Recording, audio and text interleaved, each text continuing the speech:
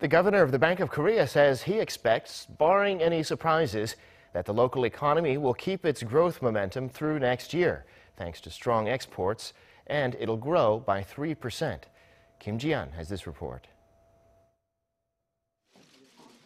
At a meeting with economic experts on Thursday, Bank of Korea Governor Lee Ju-yeol said the South Korean economy will continue to grow and will reach its potential growth rate of 3% next year on the back of the global economic recovery, under the assumption that there are no surprises on the way that may trigger a setback. This comes as the governor looked back on 2017, which was riddled with uncertainties, including the impeachment of President Park Geun-hye, increased trade protectionist measures, and nuclear and missile provocations from North Korea.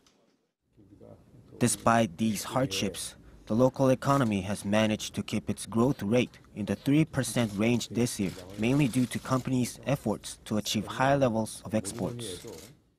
He said Korean exports grew at the fastest pace among any of the 10 major exporting countries during the first 9 months this year.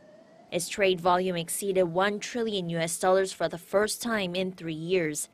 And the volume of Korean exports is expected to increase for the 14th consecutive month in December, as data from the Korea Customs Service shows it grew more than 16% during the first 20 days of this month compared to the previous year, to reach $31.5 billion for the month, mainly due to semiconductor exports.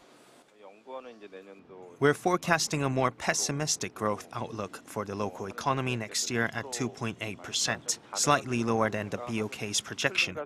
It hinges on how fast domestic consumption and investments in construction and facilities recover, since the rate of export growth is expected to remain at a similar pace to that of this year's.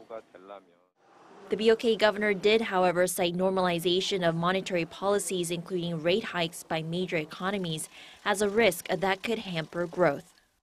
In order to maneuver through such risks, he said the country needs to address structural problems that are weighing down on the recovery pace of the local economy, mainly the $1.3 trillion household debt, record high youth unemployment, and the low birth rate. Kim Ji-yeon, Arirang News.